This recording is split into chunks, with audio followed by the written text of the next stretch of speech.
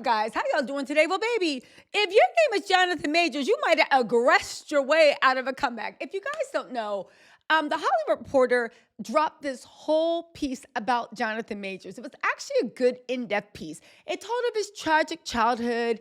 It told how like all these really weird, odd, but most of all, sad things happened. The way he grew up in a town where he was poor and his brother and sister, who are really, really intelligent. I think Jonathan Majors is actually really, really intelligent. So let you know something about calculating, like the way the childhood trauma shaped him. And a lot of people, including myself, are like, all right, what's going on in the world?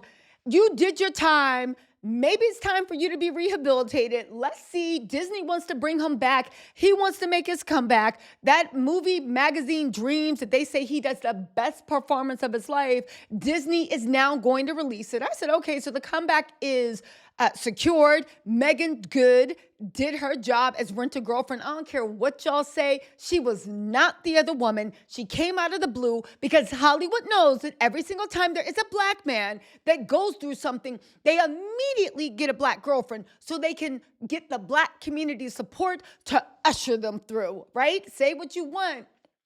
The black community has huge influence. Well, see, here's the thing, because there has now been a leak recording of what happened between Jonathan Major and his ex-girlfriend, Grace Jabari. And in this leak recording, he is admitting to trying to her. But the weird thing is, if that's horrible. But the weird thing is, he's also oddly condescending, rude, weird. All I'm going to say is this. Meagan, I hope you get whatever role they promised you. All money is not good money. Again, and here's the thing. I'm not saying Jonathan Majors shouldn't be giving another chance. Hear me out, right? At the time when he did it and the evidence was there, I was like, oh no, you need to be held accountable for this. But he kind of was held accountable. He lost everything. He lost this. He lost that. He had to do 15 weeks, 52 weeks. Like at the end of the day, he didn't murk anybody. But here's the thing about being held accountable. People are also going to look into what you did. Giving somebody another chance does not mean that you can never talk about what the person did. And you have to expect that people will dig in, especially when you are saying, I deserve another chance. And you were talking about that incident, right? You have to expect that people are going to look into your past. You know what they say? If you don't want anybody to bring up the fact that you are a little bit crazy and you aggress people and get involved in DV, I would say don't get involved in DV. Anyway, listen to these. What actually he said, because for anybody saying, oh my God, Grace Jabari admitted, maybe, but let's see what Jonathan Majors admitted to. He admitted to strangling his ex-girlfriend in newly unearthed audio.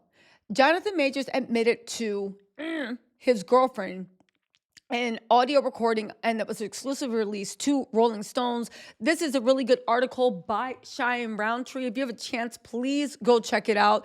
She is one of the best writers out there.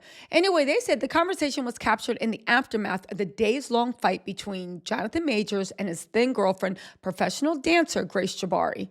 In September 2022, the Marvel actor had been living with Grace in London as he filmed the second season of Disney Plus series Loki, where he allegedly became angry at Grace. According to a civil lawsuit filed by Grace last April, she alleged Jonathan slammed her into a car, dragged her back inside their home, and that is when he her. The unearthed audio tape captures Grace confronting Jonathan about the alleged attack in the following days. Jonathan said, I'm ashamed I've ever, he began before cutting himself off. I've never been aggressive with a woman before. I've never aggressed a woman. I aggressed you. Grace said, you strangled me and pushed me against the car. Jonathan interjects, yes, all those things are under aggressed. Yeah, that's never happened to me. Now, let me just say this, right? And I don't mean this to sound light, but Jonathan Majors is a good actor. And it's funny that he tried to go the sympathy route with her. But when she wouldn't go along with what he was trying to sell, he became immediately condescending. Again, Everybody deserves a second chance, right? It was a horrible thing he did. However, he did lose everything. I just hope that Meagan Good never questions him, never stands in his way, or never does anything that he feels like he needs to aggress her. He said, yes, all those things are under aggressed. Yeah, that's never happened to me. Grace said, because I said something sarcastically in your eyes, Jonathan said, well, clearly it's more than that. And then Grace said, yeah, something inside of you. He said, yeah, towards you. He agreed before the recording ends. Both an attorney for agents for Jonathan did not return the call. Now, here's the thing. Some details in the dispute previously emerged before Jonathan's criminal trial, where he was found guilty of reckless assault in the third degree and harassment following a different fight that took place in New York. He was arrested in March 2023 for allegedly attacking Grace, who sustained a fractured finger and a cut on the back of her ear. It looked like her ear almost got cut off. And that's when Meagan Good swooped in wearing a club dress on the bottom and librarian spectacles on top. Who coordinated their outfits for that trial? And if you think nobody coordinated them, you don't know Hollywood, PA. They picked out everything. So he was dressed like an Underground Railroad, and she was in House of CB dresses, and not the ones that look like little cottagecore. I'm talking about the club House of CB dresses. She was in House of CB dresses at like 10 a.m. on a Tuesday morning in the Southern District of New York.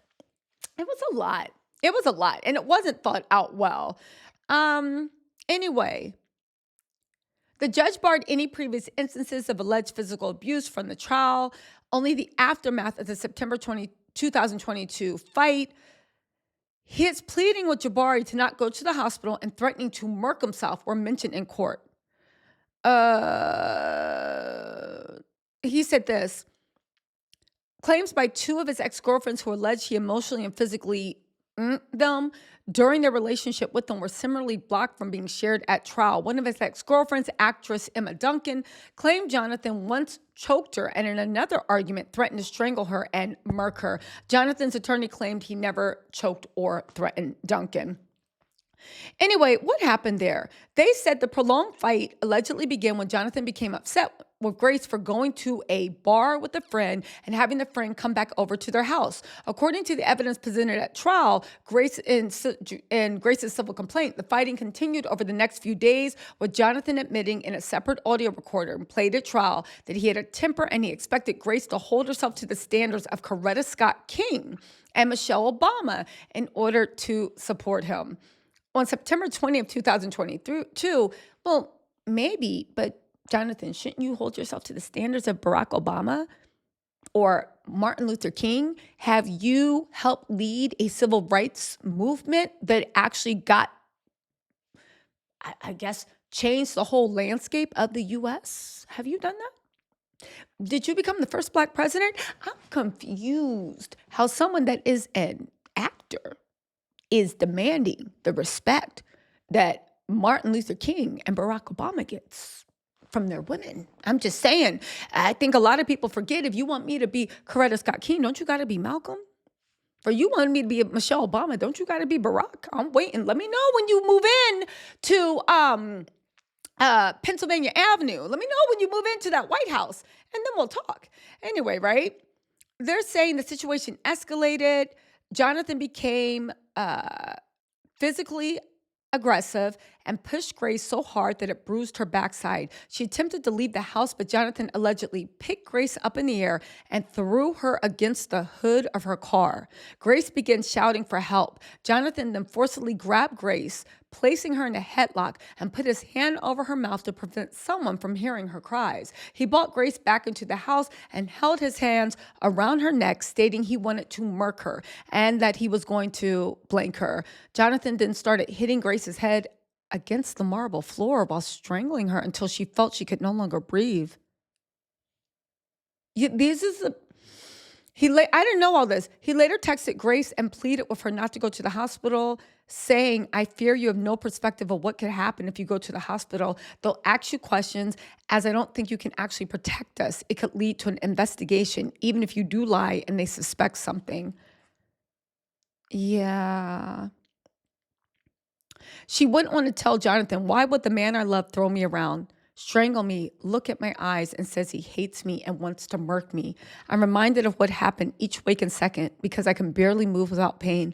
I also have to heal physically.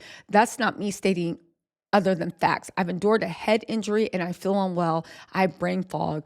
I have a constant ringing headache. Yeah. Yo. Anyway, Jonathan Major said in his he said at some point there has to be accountability for writing your own story. Am I going to fall into the narrative of falling apart, of self-destruction? Have to struggle, blame the world, have to struggle, hate yourself, have to struggle, denying everything. None of those narratives is beneficial. Have to struggle, learn, metabolize, and grow.